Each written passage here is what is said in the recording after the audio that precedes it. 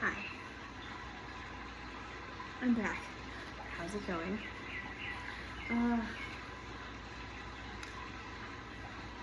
Coconut lemongrass incense and Palo santo wood burning right now. I'll link below in the description. Hopefully, if I don't forget, I've been forgetting pretty much everything lately. But I'm just having like stuff. Like when your gut isn't like happy with you, your brain is just like so. I'm trying to get that under control so I can get my freaking brain back. But if I remember, I will put in the description what those benefit. And you can kind of see for yourself. It's June 15th. Hooray. Well, with that being said, let's get into it. I want to do another craft chat soon, and I probably will if I have time tomorrow.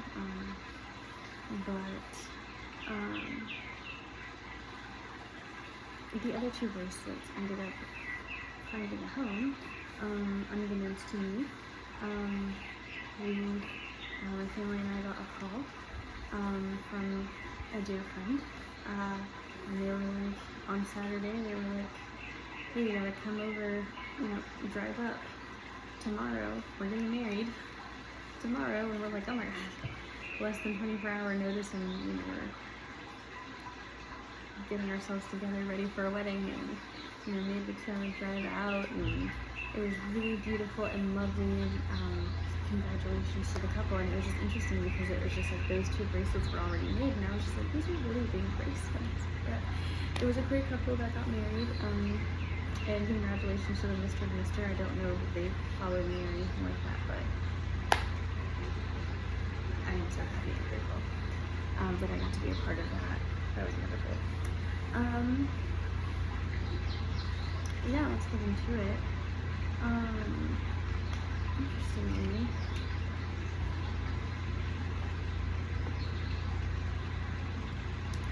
someone's been yelling at me. Here comes my cat. My cat went from like a sad and forlorn little muppet to a barn cat murder machine personality, just heavy on the crackhead. So anything that falls on the floor, it may or may not be a toy. And yeah, it's great. Oh, this one, the shredder. Yep. I dropped the chapstick, and he's freaking out now. Amazing. Anyways, that's collecting. But also, I'm like glad he can figure out entertaining himself. Sometimes he can't. Sometimes he's incredibly insistent with himself with other people playing with him. And other times he's chasing paper that he shredded. Amazing. Hello.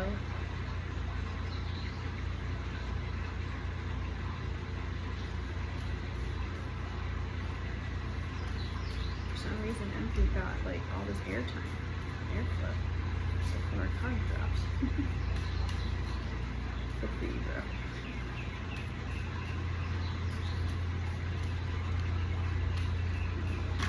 Okay. That's what I thought. Alright. This is a different Book of the Dead Oracle. I'm just gonna go in order. It's so interesting. We're just gonna go in order. See what happens. Am I done shuffling? Pull the top card? Okay, yeah, that makes sense. Okay. Yeah, that actually makes sense. That goes on the bottom. Okay. Excellent. Your first card is Pet Her or Hathor.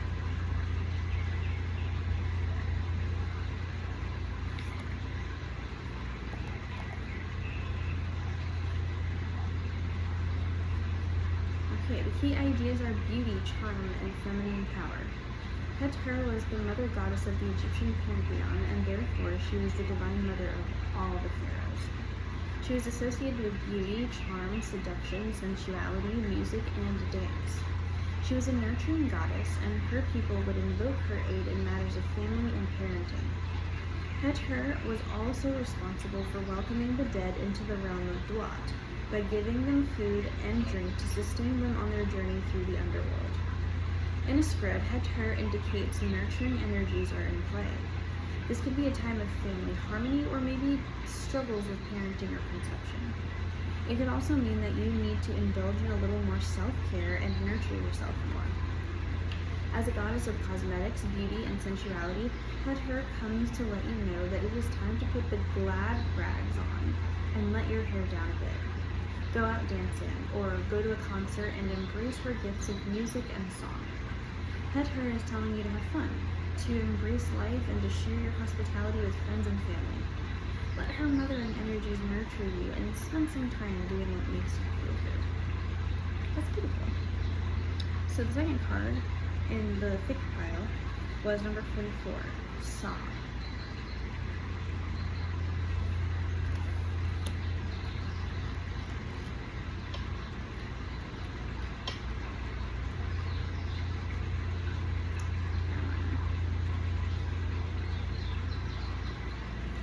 Key ideas: authority, guidance, and strength. Sa was considered to be the father of the gods to the Egyptians. He was represented in the night sky by the constellation of Orion and the dog star Sirius. In some hieroglyphics, he is depicted rowing across the night sky in a boat. When Sa card is present in a reading, it speaks of an authority figure. This could be someone who has authority over you, such as a boss, or alternatively, it could also indicate that you are in a position of authority over others. If the latter is the case, this card reminds you to wield your power lightly and with compassion. The Sa card suggests that it is time for you to examine your attitude toward authority. Are you someone who can easily take direction, or do you struggle to obey command? This card quite literally represents some kind of father figure in your life, and encourages you to examine this relationship more closely. Any discord is likely to be due to your view of authority figures and how you choose to interact with them. Of course, some people misuse their power, so if you feel that this is the case, the Sa card is asking you to speak out about it, especially if the utterance card is present in the same spread. Sometimes it is necessary to blow the whistle on those who misuse their authority. Yeah, twofold here. Someone is misusing their authority in your life, I see, but also, like, it's time for you to, like, this is, like, a very two-spirit reading, yeah. This just feels very two-spirit reading.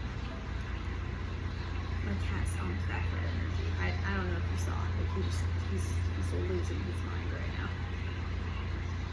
Alright, so the next one is, oh my gosh, I almost had it too.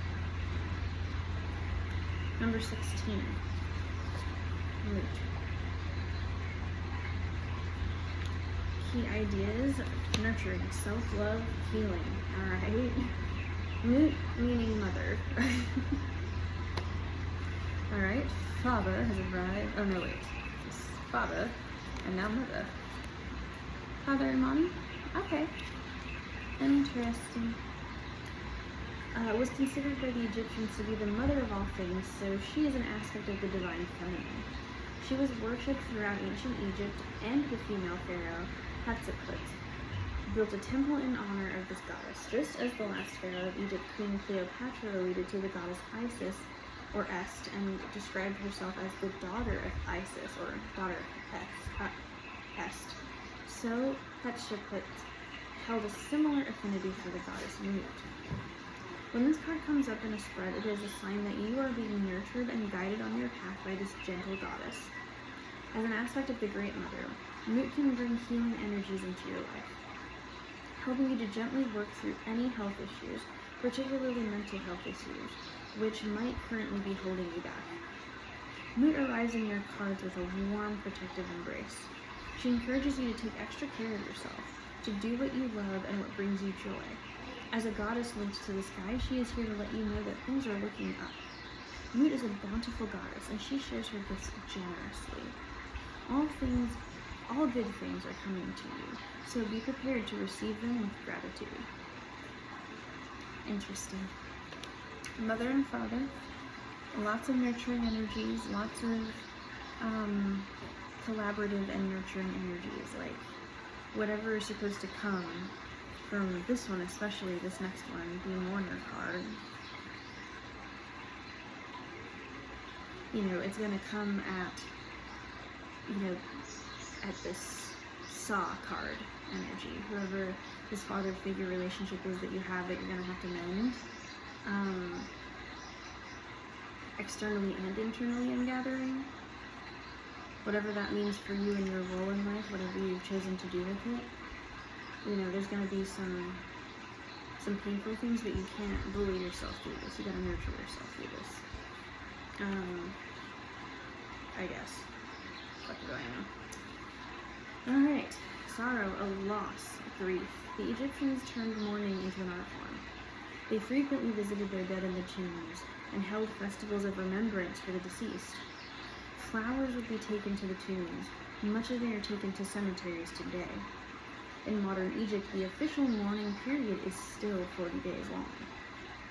The mourner card signifies that you have endured some kind of loss. This isn't necessarily a bereavement. It could indicate the loss of health, a broken relationship, a redundancy, financial loss, or something else. Whatever it is, this loss has affected you deeply, and you are entering into a time of sorrow and grief.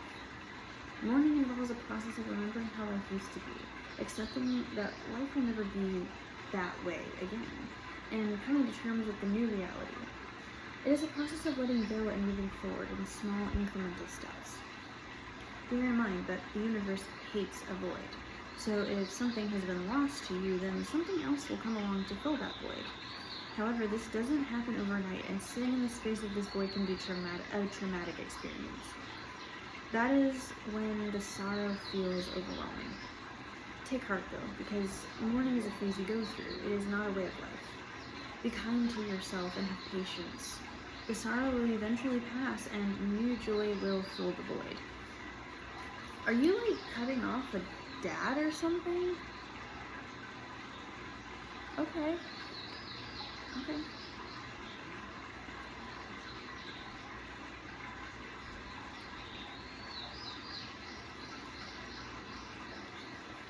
Because then this one came up.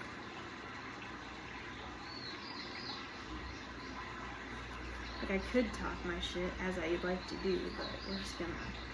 Key ideas: vitality, glory, and creation. The sun god Ra is all powerful.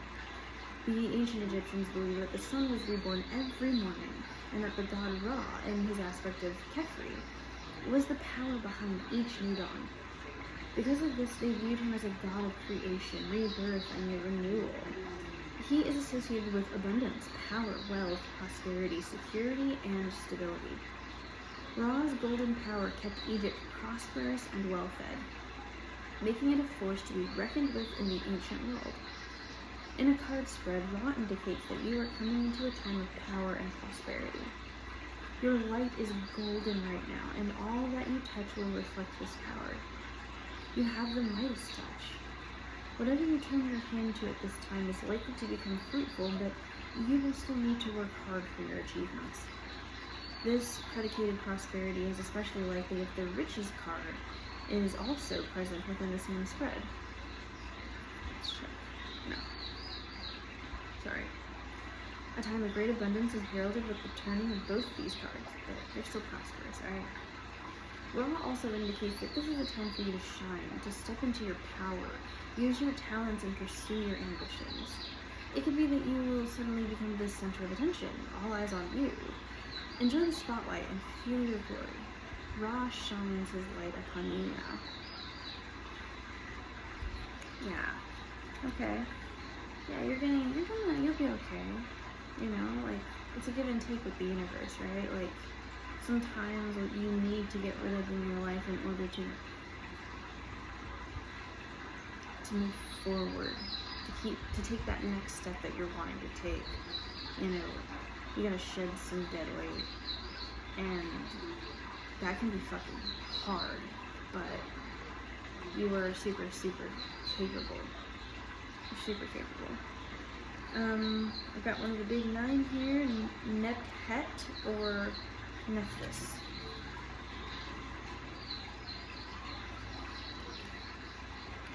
Number 21.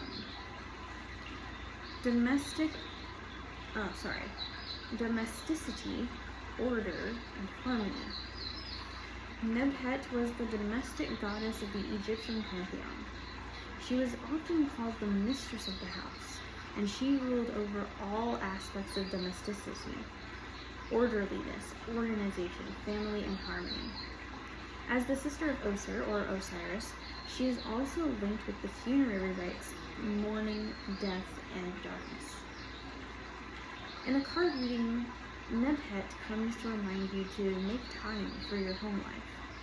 This card suggests that a time of nesting is about to ensue. You might have jobs that you've been putting off around the house. Now is the time to get on top of that to-do list. Making a cozy, welcoming home for yourself and your family is an act of magic. If your surroundings are untidy and unkept, then this card could have a negative impact on your mental health and that of your family. Sift, sort, organize, and declutter your space. Nebhet could also indicate that it is time for you to grieve the past by letting go of material things you have been holding on to. What memories are you harboring in the items that you choose to keep and surround yourself with? Take an inventory of everything you own and ask yourself why you have it. You might find items from ex-partners who broke your heart, or boxes of belongings from a deceased family member. Nebhet is here to help you let go, so that you may grieve and move on. Get your house in order. That's like a sidebar. Somebody's granny was up in here and being like, get your shit off the floor. Like, I'm not gonna lie to you, that's the energy I got. Somebody's pissed off elder is mad. Just, you also need to clean. I don't know why that was so loud, but it was. And on this card I have written here, emblem of peace. This symbol of the time before sunrise. So like the time before sunrise is where Nebhet resides, in the like mysterious orderliness of the universe and the way that it works and the way that the sun and the moon and the stars and celestial beings interact, you know? Instigator of prosperity and harmony in domestic life. You know, like what better mother to have than like one that can do all of those things, right? Like what mentor mommy, like she's mentor mommy, so somebody's ancestors yelling at them. And I feel like this is not for everybody. Whoever you are, you know who you are. Sorry about it. Eye of Ra is the last one, 34. That was the top of the deck pull at the end. Alright. Harmony, robustness, and resilience. Like the Eye of Horus, the Eye of Ra was like the Eye of Horus or Heru, the Eye of Ra was represented as the depiction of the eye. Gosh, that word was so hard to see. Oh my gosh, old lady eyes. In this case, the right eye, and was thought to ward off negativity and restore harmony. Some harmony stuff's happening. Good for you. However, the harmony would usually follow a period of violence and upheaval, possibly war. This symbol was the protection of the pharaohs and appeared in temples and sacred places in Egypt. While the Eye of Heru, or Horus, card is gentle in meaning, the Eye of Ra can be quite a tricky one, because while it denotes the restoration of harmony, it also indicates that some kind of conflict will come first. Sometimes peace can only be found on the other side of war, and this card suggests that you will need to be resilient in the face of adversity before you can enjoy a harmonious life. In some readings, this card indicates that revenge is a factor at play here. This is especially the case if the cards Sekhmet, or Heru, or Set are also presented in this spread. You're good. None of those were present. The Eye of Ra card suggests that you will need to actively push away any negativity, including your own negative thought patterns and behaviors, before a time of peace and harmony is restored. Try not to be your own worst enemy. This can be a trying time, but know that the dust will settle, and eventually a period of calm will follow. Okay, yeah. There's some conflict going on in your life, bud. What going on? What doing? What happening? You don't have to tell me, but I'm sorry. I hate that shit. That sucks. Lots of fighting, but you're gonna be okay, you know? Like, the void will be filled, you will be taken care of, whatever it is that you're afraid of losing, whatever it is that seems difficult of a decision to make, like, hear yourself above all that noise. You are making the right decision for yourself. You're making the right decision for yourself. It is okay. You need this. You need this. It's gonna be okay. I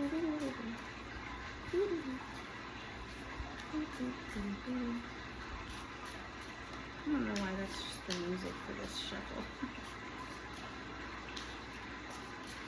I hope y'all can hear me over all those noises. It's just that, you know, ambient noise is kind of nice. We good? No, we're good. We're good. Okay. Well, you have a 2-card pull from Cartas Tainas. And the first card that came out was Dujos in the 4th house. I don't know why I said it like that, but Dujos are, they're like the equivalent of a throne for the leaders. And they would sit low amongst the people like this, instead of high on thrones above others. They would sit low and be among the people in Taino culture, and commune and collaborate, or so I'm told. There's some collaboration that's needed in your house. Clearly. This is all stuff, you know, needing to clean up, needing to clean up, needing to sort out some relationships, some tricky dynamics that are not working. You know, there's some cleanup that needs to happen, but this isn't like the kind of effort that gets nowhere, right? This is all like you actively listening, you know, to these nudges that you're getting, and you know, whatever you and your spiritual team are conversing about at the moment. Like, you're hearing this video, this is for you. Like, this isn't a waste of time. I know it's fucking annoying, but this is not a waste of time. You're gonna be good, I promise. So that was this. So sit low amongst your family and find a way to collaborate. And I'm not talking about the toxic people, I'm just saying there's some things that happen and you get a little touched and a little vexed and aggy, and sure, you left that past behind. That was before your current life. What you're experiencing now is very different. So you can have your needs met, but you gotta be in a collaborative space. There's 4 of you involved in this house. That's all I know. There's 4 of you. Kasika. 12 in the energy of the parrot. Kasika is a chief. So yeah, another kind of divine feminine energy up in here. Leadership position.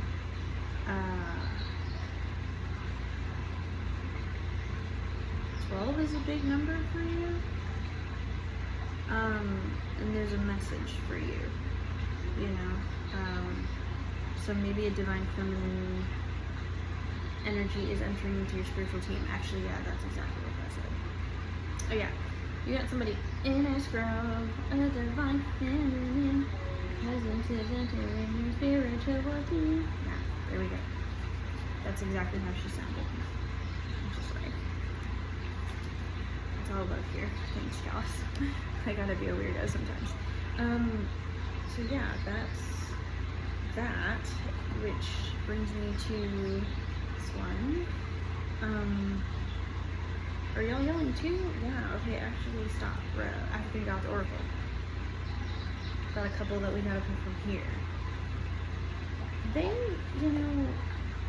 prefer one card pulls, this deck, with me anyway. Like, I'm sure other people use it differently, but with me, they prefer to just have one card. I don't know what that says about me or them. They're really thorough is the thing. Like, there's only 16 cards in here, and I think, like, not, but they just pack a wallop every single one. So it's, yeah.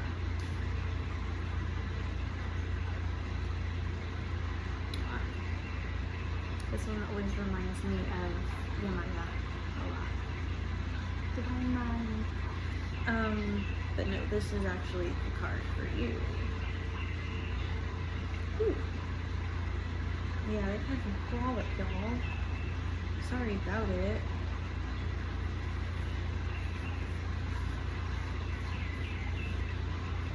Okay, new moon. Looking within can reveal the mysteries of the universe.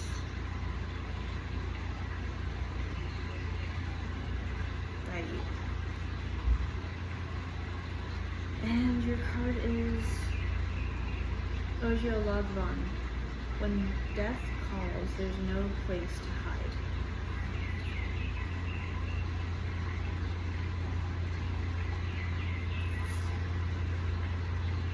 Again, right out the gate, number 26. So this one is a negative aspect.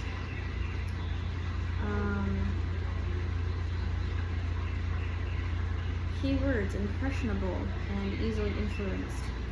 Lives in fear of death. Strong in public but cries in private. Talks too much and doesn't keep secrets. Get involved with issues that do not concern you. Emotionally dependent. What is the use of seeking answers about which paths to follow if the fear that haunts your soul prevents you from acting and seeking what you want? Under the negative influence of Ojo Lagvan, the time has come to look inside yourself to seek the light that once shone, but now flickers sadly in the face of the challenges of destiny. In contrast to the darkness that takes you inside, you have made a tremendous effort to appear strong to the people around you who recognize in you a safe haven to vent their anxieties and doubts. It's as if the universe tries to tell you, just like you, others suffer too, and that's okay.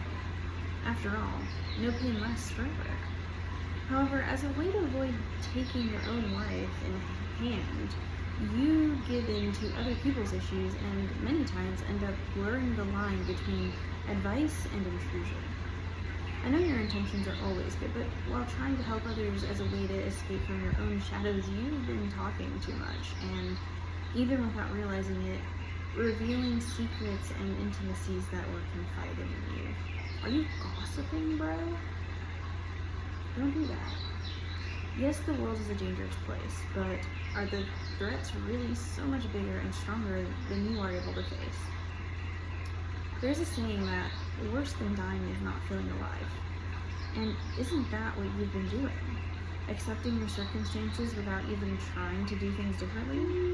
The key to this moment in your life is realizing that by letting fate lead the way to avoid having to make decisions for yourself, you are still making the ultimate decision: to leave your life in the hands of the unknown. The question is, however, where will these choices take you? Since for those who don't know where they're going, any path will do. Where will you go from here? See what I mean? That's a wallop. Shadow meditation.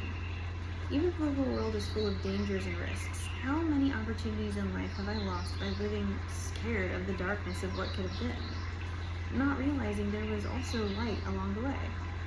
And for how long will I keep letting the fear of unknown prevent me from pursuing and conquering what I know the Orishas have reserved for me? Yeah. Is there some fear in here? We're gonna do this new moon. I'm gonna read that. It said, looking within can reveal the mysteries of the universe.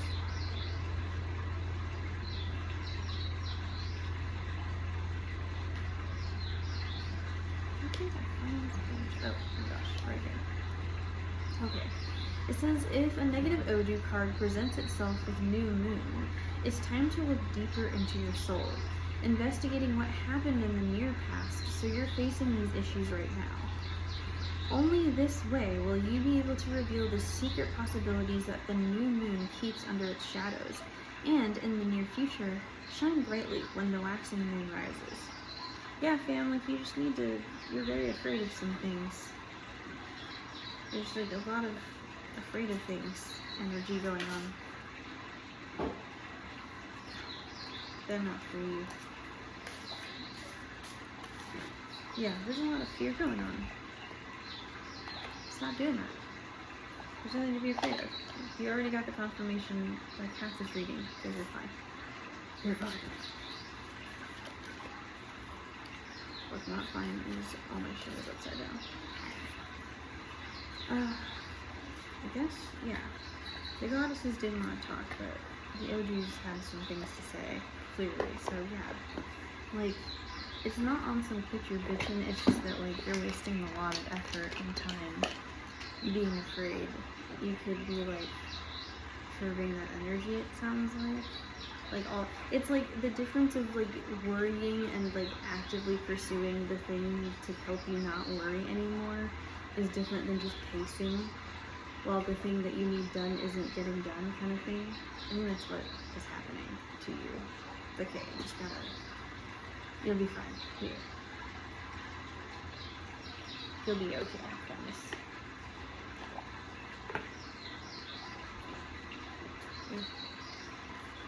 Yeah, see, like this one, there's always going to be, or not always, but there's usually multiple ladies coming out of this one.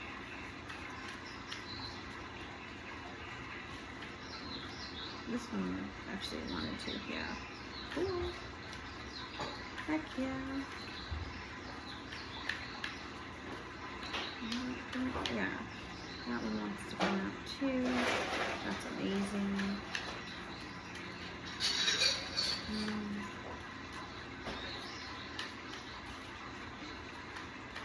Oh, that one fell off. Yes, that's the one. Excellent. Oh, you know what? I'm being called the hell out right now, actually, because I'm gonna have to go to that other deck.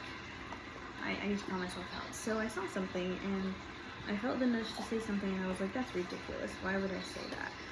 I'm an idiot. I should have. So your card from this deck had references that I needed to honor.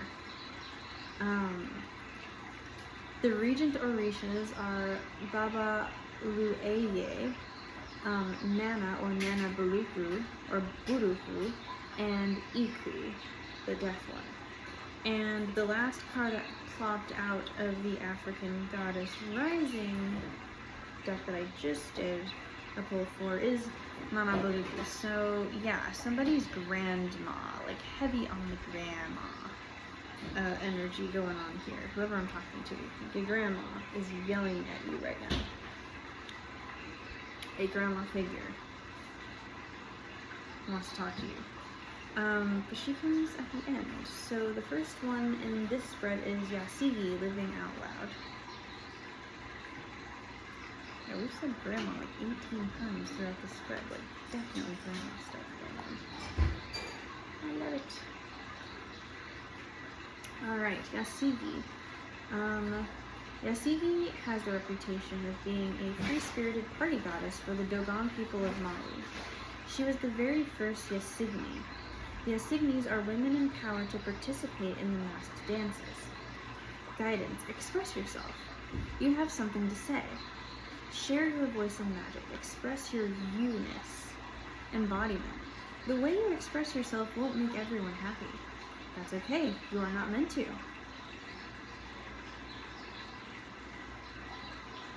You give a shit about what people think still? Me too. I hate that shit. It's so annoying. Living out loud and self-expression look different for everyone. For outgoing extroverts, self-expression may mean dancing on tables and screaming your points of view. Introverts may speak out in other ways and save the louder parts of their personalities for loved ones. Declaration, I am free to express myself fully. Heck yeah. After that was number 35, Queen Nandi, goddess of intuition.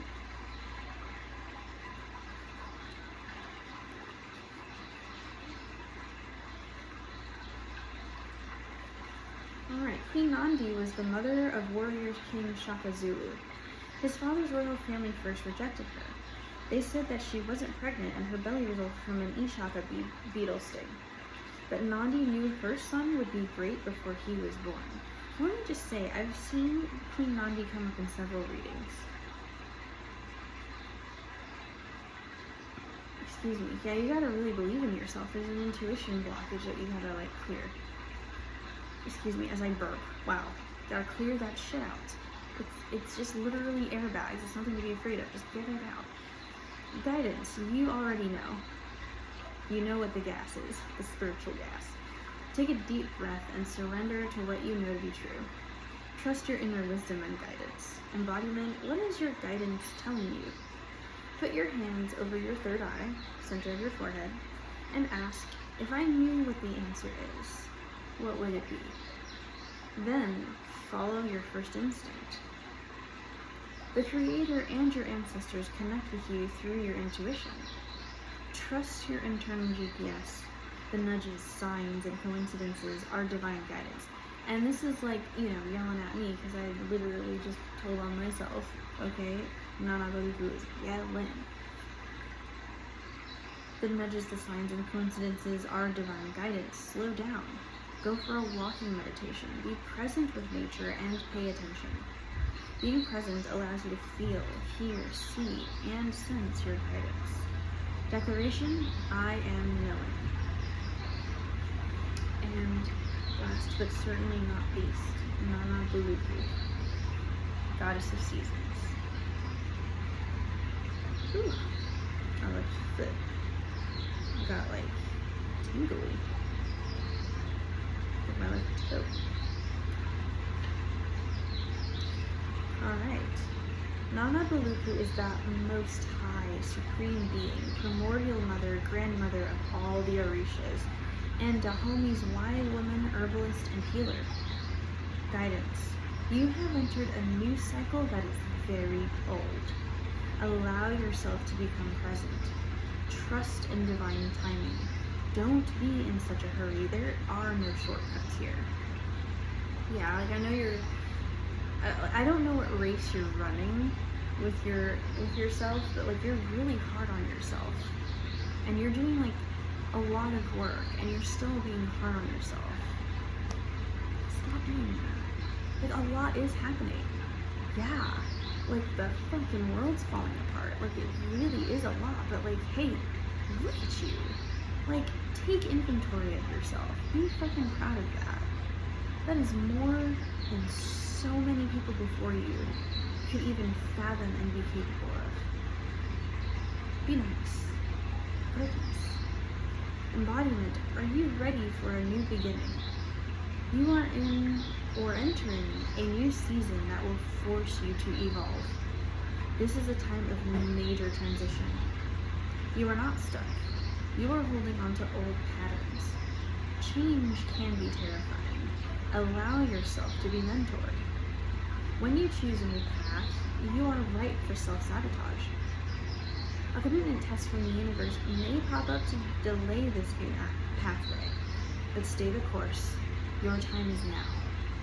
Declaration, I am limitless. Whew. I love it. I love it. That was amazing. You guys. Yeah. stick with it. Oh my gosh, have you guys been watching that cute ass show, Iyanu? I think it's on Max. Oh my goodness. So like, I have to rewatch it because I started it and I got like about to episode 6. And